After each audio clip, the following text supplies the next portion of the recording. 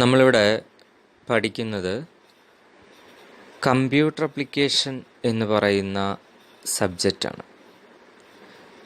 Computer application എന്ന് പറയുന്ന subject നമ്മൾ കമ്പ്യൂട്ടർ സയൻസ് എന്നുള്ളതിന് മറ്റൊരു പേര് കമ്പ്യൂട്ടർ ആപ്ലിക്കേഷൻ എന്നുള്ളൊരു പേര് കൊടുക്കുന്നു എന്ന് മാത്രമേ ഉള്ളൂ. It is a part of science. സയൻസിൻ്റെ ഭാഗം തന്നെയാണ്. കമ്പ്യൂട്ടർ സയൻസ് എന്ന് പറയുന്നത് കമ്പ്യൂട്ടർ ആപ്ലിക്കേഷൻ എന്ന് പറയുന്നു എന്ന് മാത്രം. അപ്പോൾ നമ്മൾ ഇതും എന്താണ്, പാർട്ട് ഓഫ് സയൻസ്, സയൻസിൻ്റെ ഭാഗമായിട്ടുള്ള ഒരു സബ്ജക്റ്റ് തന്നെയാണ് കമ്പ്യൂട്ടർ ആപ്ലിക്കേഷൻ എന്ന് പറയുന്നത്. ചുരുക്കത്തിൽ നമ്മൾ CA എന്ന് നമ്മൾ പറയും. ദെൻ നമ്മളിവിടെ കമ്പ്യൂട്ടർ ആപ്ലിക്കേഷൻ എന്നുള്ള സബ്ജക്റ്റ് പഠിക്കുമ്പോൾ നമുക്ക് അറിഞ്ഞിരിക്കേണ്ട പല ഡെഫിനിഷൻസും ഉണ്ട് കമ്പ്യൂട്ടറിനെ കുറിച്ച്. സോ ഞാനൊരു ക്വസ്റ്റ്യൻ ചോദിക്കുകയാണ്, what is a computer? I have to ask a question, what is a computer? Computer എന്താണ് എന്നുള്ളത് എനിക്ക് അറിഞ്ഞിരിക്കേണ്ട ഒരു ആൻസറാണ്. അപ്പോൾ എന്താണ് computer? Computer is the sophisticated machinery that works according to the instructions provided to it. കമ്പ്യൂട്ടറിനെ കുറിച്ച് ഒരുപാട് ഡെഫിനിഷൻസ് ഉണ്ട്. അതിലെ ഒരു ഡെഫിനിഷനാണ് പറഞ്ഞത്. Once again, computer is the sophisticated machinery that works according to the instructions provided to it. നമ്മൾ കൊടുക്കുന്ന ഇൻസ്ട്രക്ഷൻസിനെ ബേസ് ചെയ്തുകൊണ്ട് പ്രവർത്തിക്കുന്ന ഒരു ഇലക്ട്രോണിക് ഉപകരണമാണ് കമ്പ്യൂട്ടർ എന്ന് പറയുന്നത്. ഒരു definition. It is the sophisticated machinery that works according to the instructions provided to it. Okay. Then second definition. It is a calculating device. ഇതൊരു കണക്കുകൂട്ടൽ യന്ത്രമാണ്, അല്ലേ? കണക്കുകൂട്ടൽ യന്ത്രമാണ്. It is a calculating device. Also known as it is an electronic device. ഒരു electronic device ആണ് എന്നും നമ്മളിതിനെ പറയാറുണ്ട്. Okay. Then നമ്മൾ ഇവിടെ അനദർ ഡെഫിനിഷൻ നമുക്ക് പറയാൻ പറ്റണം. നമ്മൾ ഈ ഒരു സബ്ജക്റ്റ് പഠിക്കുമ്പോൾ നമ്മൾ അറിഞ്ഞിരിക്കേണ്ട വളരെ ഇമ്പോർട്ടൻ്റ് ആയിട്ടുള്ളൊരു ഡെഫിനിഷനാണ് it is an electronic device എന്ന് നമ്മൾ ഓൾറെഡി പറഞ്ഞു. പക്ഷെ നമ്മൾ അതിനെ ഒന്നുകൂടി നമ്മൾ അതിൻ്റെ ഉപയോഗത്തെ പ്രയോജനപ്പെടുത്തിക്കൊണ്ട് ബേസ് ചെയ്തുകൊണ്ട് നമ്മൾ ഒരു ഡെഫിനിഷൻ പറയാണ്. It is an electronic device എന്ന് പറയുന്നതോടൊപ്പം ഞാനൊരു കൂട്ടിച്ചേർക്കൽ കൊടുക്കുകയാണ്. It is an electronic data processing machine. It is an electronic data processing machine. എന്താണ്? ഇതൊരു ഇലക്ട്രോണിക് ഡിവൈസ് ആണ്. ഓക്കെ. ഒപ്പം തന്നെ നമ്മൾ പറയുകയാണ് എന്താണ്? ഡാറ്റ പ്രോസസ്സിംഗ് മെഷീനാണ്. എന്ന് വെച്ചാൽ എന്താണ്? ഡാറ്റയെ പ്രോസസ്സ് ചെയ്യുന്ന മെഷീനാണ്. എന്താ പ്രോസസ്സ് ചെയ്യുക എന്ന് പറയുമ്പോൾ ഒരു പ്രക്രിയ ചെയ്യുക, അല്ലേ? ഒരു പ്രവൃത്തി ചെയ്യുക എന്ന് പറയുമ്പോൾ നമ്മൾ ഇപ്പോൾ പലതരത്തിലുള്ള മെഷീൻസ് നമ്മൾ കണ്ടിട്ടുണ്ട്, അല്ലേ? എന്താ പറയുക, നമ്മുടെ വീട്ടിൽ ഉപയോഗിക്കുന്ന പല മെഷീൻസ് ഉണ്ട്. ഇതിനൊക്കെ ഓരോ പ്രോസസ്സ് ഉണ്ട്, അല്ലേ? ഇപ്പോൾ മിക്സി ആണെങ്കിൽ എന്താണ്, നമ്മളൊരു സാധനം അതിലേക്ക് ഇൻപുട്ടായി കൊടുത്തു കഴിഞ്ഞാൽ അത് പ്രോസസ്സ് ചെയ്ത് നമുക്ക് എന്താണ്, അതൊരു ഔട്ട്പുട്ടായിട്ട് നമുക്ക് എന്താണ്, അത് പൊടിക്കാനാണ് പൊടി, അരയ്ക്കാനാണ് അരച്ച് തരുന്നുണ്ട്, അല്ലേ? അപ്പോൾ അതുപോലെ പല മെഷീനറീസും എന്താണ്, ഒരു ഇൻപുട്ട് അങ്ങോട്ട് കൊടുത്തു കഴിഞ്ഞാൽ നമുക്ക് പ്രോസസ്സ് ചെയ്ത് ഔട്ട്പുട്ട് ഇങ്ങോട്ട് തരുന്നുണ്ട്. അതുപോലത്തെ ഒരു ഡിവൈസായിട്ട് തന്നെ നമ്മളെന്ത് കമ്പ്യൂട്ടർ സിസ്റ്റത്തെയും കാണുന്നത്. അപ്പോൾ അതുകൊണ്ടാണ് എന്ത്, ഇതൊരു ഇലക്ട്രോണിക് ഡാറ്റ പ്രോസസ്സിംഗ് മെഷീനാണ് എന്ന് പറയാൻ കാരണം. അപ്പോൾ നമുക്കിവിടെ ഈ ഡാറ്റ എന്താണെന്ന് അറിയണം, ദെൻ എന്താണ് പ്രോസസ്സ് എന്ന് അറിയണം, അല്ലേ? ഇതൊക്കെ നമ്മൾ പഠിക്കേണ്ടതാണ്.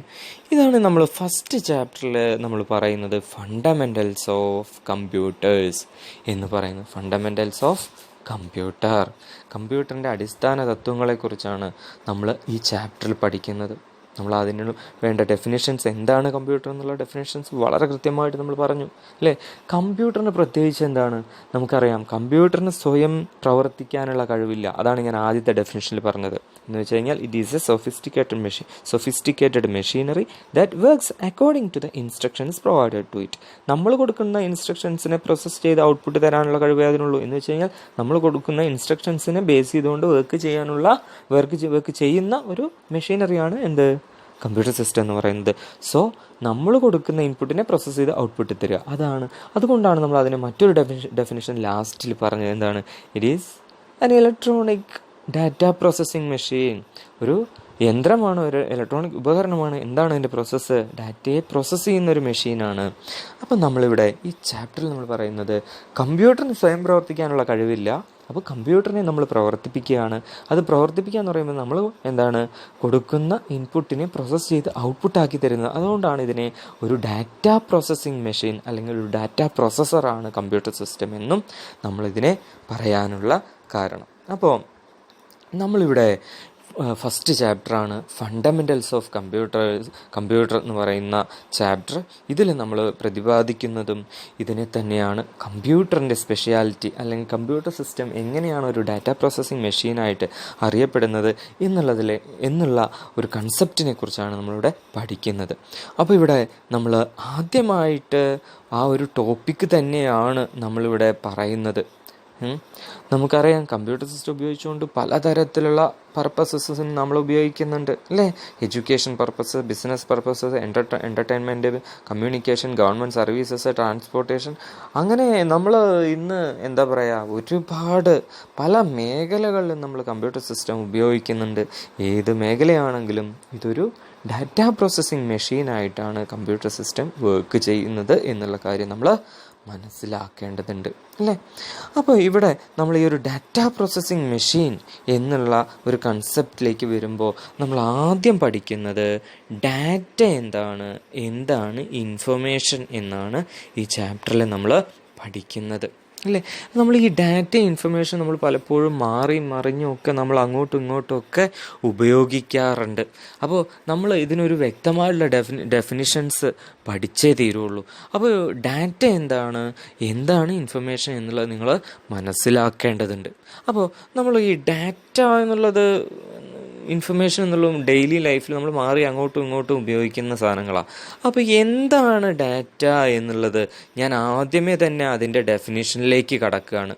അപ്പോൾ ഡെഫിനിഷനിലേക്ക് കടക്കുമ്പോൾ data denotes raw facts and figures എന്ന് പറയാം. Data denotes raw facts and figures such as numbers, words, amount, quantity etcetera എന്ന് പറയാം.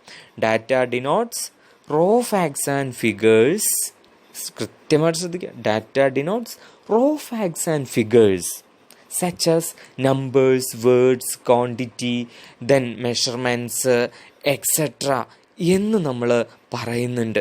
ഓക്കെ, അപ്പോൾ ഇവിടെ എന്താണ് ഈ data denotes raw facts and figures എന്ന് പറയുമ്പോൾ ഒരു പ്രത്യേക അർത്ഥമോ എന്താ പറയുക ഒരു മീനിങ്ങോ ഒന്നുമില്ലാത്ത ഒരു പ്രത്യേക അർത്ഥമോ വ്യക്തതയോ ഒന്നുമില്ലാത്ത വസ്തുതകളെയാണ് നമ്മൾ നമ്മൾ ഡാറ്റ എന്ന് പറയുന്നത്. ഡാറ്റയ്ക്ക് പ്രത്യേകിച്ച് അർത്ഥമൊന്നുമില്ല എന്നാണ് പറയുന്നത്, ഒരു വ്യക്തതയില്ലാത്തതാണെന്നാണ് പറയുന്നത്. അത്തരത്തിലുള്ള ഫാക്ട്സ് ആണ് റോ ഫാക്ട്സ് ആൻഡ് ഫിഗേഴ്സ് എന്നാണ് പറയുന്നത്. അത്തരത്തിലുള്ളതിനെയാണ് നമ്മൾ ഡാറ്റ എന്ന് പറയുന്നത്. അത്തരത്തിലുള്ള അതിൽ എന്തൊക്കെ ആവാമെന്ന് പറയുന്നുണ്ട്. നമ്പേഴ്സ് ഉണ്ടാവാം, അതിൽ വേർഡ്സ് ഉണ്ടാവാം, എമൗണ്ട്സ് ഉണ്ടാവും, അളവുകളുണ്ടാവും, ക്വാണ്ടിറ്റികളുണ്ടാവും. ഇതെല്ലാം നമ്മൾ ഡാറ്റ എന്ന് പറയുന്നത്. Then that can be processed or manipulated. അതിനെ പ്രോസസ്സ് ചെയ്യാൻ പറ്റുന്നവയായിരിക്കണം എന്നുള്ളത് നമ്മളിതിൽ പറയുന്നതാണ്. ഇപ്പം ഞാൻ ഇവിടെ ഒരു എക്സാമ്പിൾ കാണിക്കാം. ഇവിടെ കാണിച്ചിട്ടുണ്ട് അനിത 1919 2019, ദെൻ ആദർശ് 2018 18 ദെൻ ആതിര 18 20 19 എന്ന് കൊടുത്തിട്ടുണ്ട്. ഇതെന്താ നിങ്ങൾക്ക് മനസ്സിലാക്കാൻ പറ്റുന്നത്? ഇത് യഥാർത്ഥത്തിൽ ഒരു ടീച്ചർ ആ ക്ലാസ്സിലെ കുറച്ച് കുട്ടികളുടെ പേരുണ്ട്, മാർക്കുകൾ എഴുതി വെച്ചിട്ടുണ്ട്. ഇതൊന്നിപ്പോൾ എന്താ നിങ്ങൾക്ക് മനസ്സിലാക്കാൻ പറ്റുക? ഇപ്പം ഞാനിത് പറഞ്ഞുകൊണ്ട് നിങ്ങൾക്ക് മാർക്കാന്ന് മനസ്സിലായി. പേരുണ്ട്, കുറച്ച് നമ്പേഴ്സ് ഉണ്ട്, ഇതല്ലേ ഇതൊന്ന് കാണാൻ പറ്റുന്നത്. അപ്പോൾ ഇത് ഡാറ്റയാണ്. ഇതിന് പ്രത്യേകിച്ച് അർത്ഥമില്ല. ഇത് മീനിങ് ഫുൾ ആവുമ്പോഴാണ് അതെന്ത്, അതിനൊരു അർത്ഥം ഉണ്ടാകുന്നത്. മീൻസ് അതൊരു ഇൻഫോർമേഷനായി മാറുന്നത് എന്നാണ് നമ്മൾ പറയുക. അപ്പോൾ ഇവിടെ ഇപ്പം അനിത 90 ഇത് ടീച്ചർ 4 സബ്ജക്റ്റിൻ്റെ മാർക്കുകൾ ഓരോ കുട്ടിയുടെയും ഇതെങ്ങനെ എഴുതി വെച്ചിരിക്കുക. അപ്പോൾ ഇതാണ് ഡാറ്റ. ഇതെന്ന് വെച്ചാൽ ഒരു പ്രത്യേക അർത്ഥമില്ലാത്ത ഫാക്ട്സാണ്. മീൻസ് എന്താണ്, റോ ഫാക്ട്സ് ആൻഡ് ഫിഗേഴ്സാണ്, വെറുതെ എഴുതി വെച്ചിരിക്കുകയാണ്. ദെൻ ഇതിനെ തന്നെ നമ്മൾ ഇൻഫർമേഷനാക്കി മാറ്റുക എന്ന് പറയുമ്പോൾ നോക്കിയാൽ അറിയാൻ പറ്റും അല്ലേ. ഇവിടെ എന്താണ്, റോൾ 1 എന്നുള്ള 2 എന്നുള്ള അതിന് മുകളിലായിട്ട് roll number, means Anitha Adarsh എന്നുള്ളതിൻ്റെ മുകളിലായിട്ട് നെയിം എന്ന് കൊടുത്തിട്ടുണ്ട്. ദെൻ സ്കോർസ് ഔട്ട് ഓഫ് 20 എന്ന് കൊടുത്തിട്ടുണ്ട്. ദെൻ 1ാമത്തത് അസൈൻമെൻറ്റ്, 2ാമത്തത് ടെസ്റ്റ്, 3ാമത്തത് എന്താണ് ഓരോ സെമിനാറുകളുടെ മാർക്ക്, 4ാമത്തത് പ്രൊജക്റ്റുകൾ. അപ്പോൾ ഇതാണ് നമ്മൾ മുകളിൽ ഇവിടെ ടീച്ചർ മാർക്കിട്ട് വെച്ചിരുന്നത്. പക്ഷേ ഇതൊന്നും ഒരു മീനിങ് കിട്ടുന്നില്ല. ഇത് നമ്മൾ ഇതിനൊരു അറേഞ്ച്ഡ് ഫോമിലേക്ക് മാറ്റുമ്പോഴാണ് അതെന്താവുന്നത്, ഇൻഫർമേഷൻ ആവുന്നത്. അപ്പോൾ ഡാറ്റയും ഇൻഫർമേഷൻ തമ്മിൽ നല്ലൊരു വ്യത്യാസമുണ്ട്, ഡിഫറൻസ് ഉണ്ട് എന്നുള്ളതാണ് മനസ്സിലാക്കുന്നത്. അതുകൊണ്ടാണ് നമ്മൾ എന്ത് പറയുന്നത്, എന്താണ് ഇൻഫർമേഷൻ എന്ന് ചോദിച്ചു കഴിഞ്ഞാൽ നമുക്ക് അതിനൊരു ഡെഫിനിഷൻ പറയാൻ പറ്റണം. എന്താണ്, it is A meaning full and processed form of data. ഡാറ്റയെ പ്രോസസ്സ് ചെയ്ത ഫോമാണ് ഇൻഫർമേഷൻ എന്ന് പറയുന്നത്. That means arranged form of data. എന്താണ്, ഡാറ്റയെ അറേഞ്ച് ചെയ്തിട്ടുള്ള ഫോം എന്ന് വെച്ച് കഴിഞ്ഞാൽ പ്രോസസ്സ് ചെയ്യുക. ഡാറ്റയെ കമ്പ്യൂട്ടർ സിസ്റ്റം പ്രോസസ്സ് ചെയ്യുമ്പോൾ ആണ് നമുക്ക് എന്ത് കിട്ടുന്നത്, ഇൻഫർമേഷൻ കിട്ടുന്നത്. അപ്പോൾ നമ്മൾ പലപ്പോഴും ഉപയോഗിക്കാറുള്ള 2 വാക്കുകളാണ് ഡാറ്റ എന്താണ്, ഇൻഫർമേഷൻ എന്താണെന്നുള്ള ഇങ്ങനെ മാറി മാറി ഉപയോഗിക്കാറുണ്ട്. അപ്പോൾ ഡാറ്റയും ഇൻഫർമേഷനും തമ്മിൽ എന്താണ്, വളരെയധികം ഡിഫറൻസ് ഉണ്ട്. ഡാറ്റ എന്ന് പറയുന്നത് എന്താണ്, പ്രത്യേക അർത്ഥമൊന്നുമില്ലാത്ത data denotes raw facts and figures such as numbers, words, amount, quantity etcetera that can be processed or manipulated. Okay. Then information എന്ന് പറയുമ്പോൾ എന്താണ്, അതിനെ മീനിങ് ഫുൾ ഫോമിലേക്ക്, അറേഞ്ച്ഡ് ഫോമിലേക്ക് മാറ്റി എഴുതുമ്പോഴാണ് എന്ത്, അതിൽ നിന്നൊരു ക്ലിയർ കട്ട് ഐഡിയ നമുക്ക് അതിനെപ്പറ്റി കിട്ടുന്നത്. ഓക്കെ, റോ ഫാക്ട്സ് ആൻഡ് ഫിഗേഴ്സിനെ പറ്റി നമുക്കൊരു ഐഡിയ കിട്ടുന്നത്. അതുകൊണ്ടാണ് നമ്മൾ എന്ത് പറയുന്നത്, ഡാറ്റയെ പ്രോസസ്സ് ചെയ്ത ഫോമാണ് ഇൻഫർമേഷൻ എന്ന് പറയുന്നത്. ഓക്കെ, ക്ലിയർ ആണല്ലോ അല്ലേ. ഡാറ്റയും ഇൻഫർമേഷൻ തമ്മിൽ ഡിഫറൻസ്. ഡാറ്റ എന്ന് പറയുന്നത് പ്രത്യേക അർത്ഥമോ വ്യക്തതയോ ഒന്നും ഇല്ലാത്തതാണ്. ഇൻഫർമേഷൻ എന്ന് പറയുമ്പോൾ അതിന് കൃത്യമായിട്ടുള്ള അർത്ഥവും അതിനൊരു മീനിങ് ഉണ്ടാക്കി കൊടുക്കുമ്പോൾ, അല്ലെങ്കിൽ അതിനെ പ്രോസസ്സ് ചെയ്ത്, അല്ലെങ്കിൽ അതിനെ അറേഞ്ച് ചെയ്യുമ്പോഴാണ് എന്ത്, ഇൻഫർമേഷനായി മാറുന്നത്. ഓക്കെ, അപ്പോൾ രണ്ടിൻ്റെയും ഡെഫിനിഷൻ കൃത്യമായിട്ട് ശ്രദ്ധിക്കുക. Data denotes raw facts and figures such as numbers, words, quantity, etc. that can be processed or manipulated.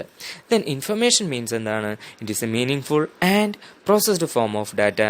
Another definition of information is it is an arranged form of data. Okay, clear?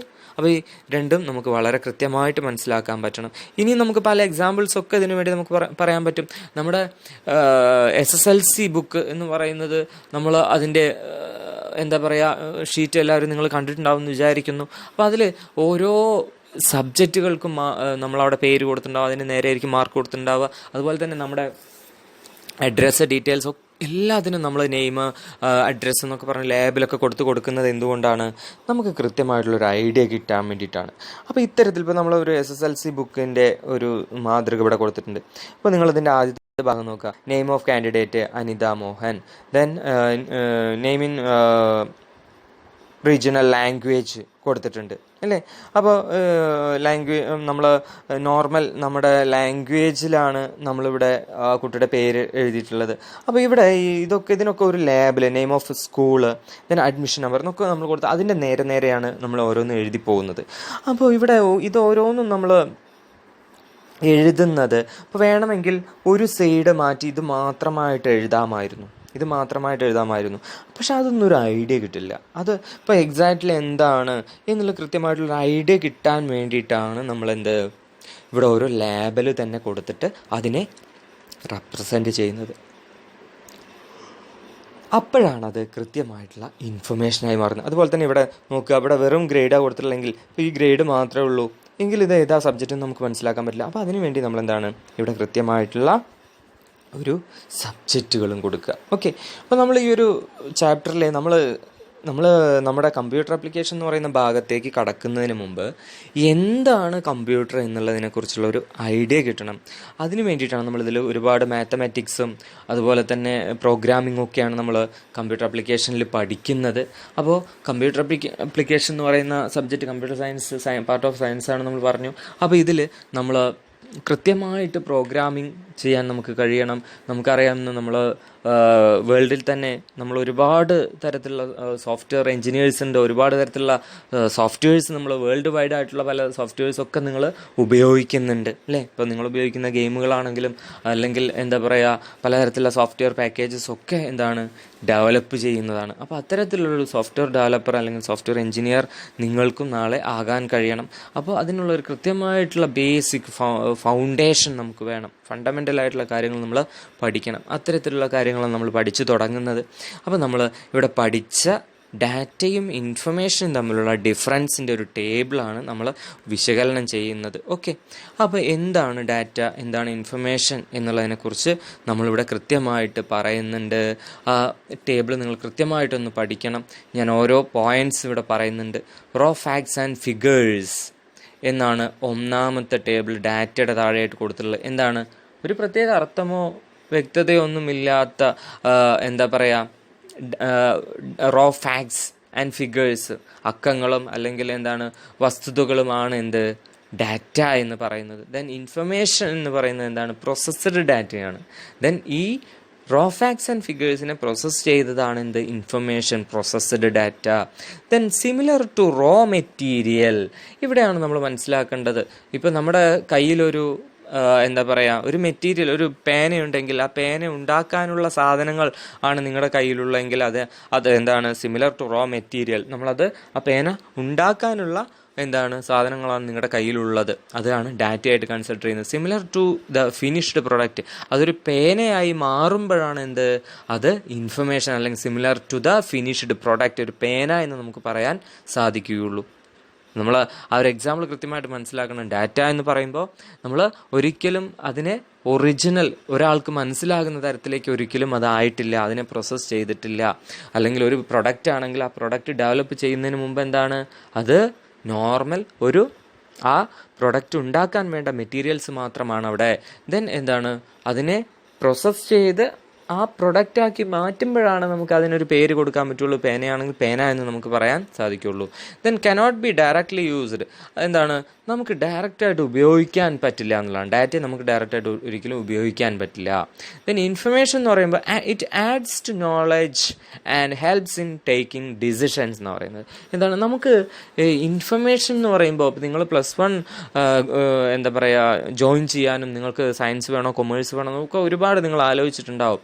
അപ്പോൾ ഒരു decision എടുക്കാൻ നമുക്ക് അറിവ്, എന്താ knowledge എന്ന് പറയുമ്പോൾ അറിവ് എങ്ങനെ ഉണ്ടാകുന്നത്, നമുക്ക് കിട്ടുന്ന ഇൻഫർമേഷൻസിനനുസരിച്ചിട്ടാണ്. അപ്പോൾ ഇൻഫർമേഷൻസ് നമുക്ക് അറിവ് നൽകുന്നു. എന്തിനു വേണ്ടിയിട്ട്, തീരുമാനങ്ങൾ എടുക്കാൻ വേണ്ടിയിട്ട്. Okay, then it does not give precise and clear sense, ഒരു കൃത്യമായിട്ടുള്ള എന്താ പറയുക ഒരു വിശ്വാസയോഗ്യമായിട്ടുള്ള ഒരു എന്താ പറയുക അർത്ഥമൊന്നും നമുക്ക് ഈ ഡാറ്റയിൽ നിന്ന് കിട്ടുന്നില്ല എന്നുള്ളതാണ് പറയുന്നത്.